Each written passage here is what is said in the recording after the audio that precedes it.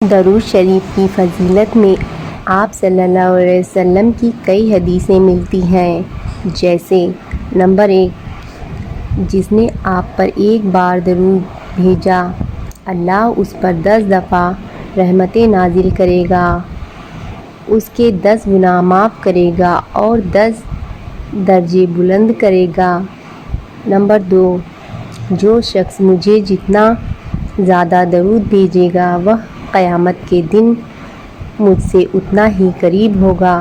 Number 3، جس نے مجھ پر درود بھیجا یا میرے لیے اللہ سے وسیلہ مانگا اس کے لیے میں قیامت کے دن سفارش کروں گا۔ نمبر 4، جب ابی بن کعب رضی اللہ عنہ نے کہا کہ اے اللہ کے رسول صلی اللہ علیہ وسلم، میں اپنی دعا کا سارا وقت درود شریف پڑھنے کے لیے وقف کرتا ہوں، تو صلی اللہ علیہ وسلم آپ نے فرمایا، یہ تیرے سارے دکھوں اور غموں کے لیے کافی ہوگا اور تیرے گناہوں کی بخشش کا ذریعہ ہوگا۔ نمبر 5، اللہ تعالیٰ کا فرمان ہے کہ جو شخص آپ صلی اللہ علیہ وسلم پر درود بھیجے گا میں اس پر رحمت نازل کروں گا، اور جو آپ صلی اللہ علیہ وسلم پر سلام بھیجے گا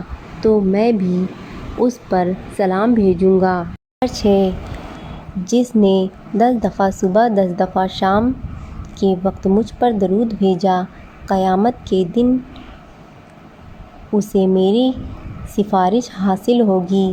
نمبر 7، عبداللہ بن مسعود رضی اللہ عنہ جب دعا کرنے لگے تو پہلے اللہ کی حمد و ثنا کی، پھر نبی صلی اللہ علیہ وسلم پر درود بھیجا، پھر اس کے بعد اپنے لیے دعا کی تو نبی صلی اللہ علیہ وسلم نے فرمایا، اس طرح اللہ سے مانگو ضرور دیے جاؤ گے، پھر فرمایا اللہ سے مانگو دیے جاؤ گے۔ نمبر 8، جس نے مجھ پر ایک دفعہ درود بھیجا اللہ اس پر 10 رحمتیں نازل کرے گا۔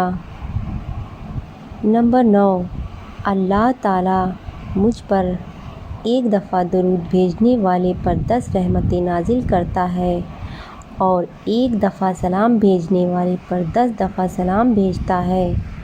نمبر 10، جس نے مجھ پر ایک دفعہ درود بھیجا اللہ اس کے نامہ اعمال میں 10 نیکیاں لکھے گا۔ نمبر 11، جب تک کوئی مسلمان مجھ پر درود بھیجتا رہتا ہے اس وقت تک فرشتے اس کے لیے رحمت کی دعا کرتے رہتے ہیں۔ اب جو چاہے کم درود پڑھے اور جو چاہے زیادہ درود پڑھے۔ ہمارے لیے دھیان دینے والی بات یہ ہے کہ الگ الگ حدیث میں درود شریف پڑھنے کا اجر و ثواب الگ الگ بتایا گیا ہے، جس کی وجہ پڑھنے والے کے خلوص، ایمان، تقوی اور نیت پر ہے۔ سبحان اللہ۔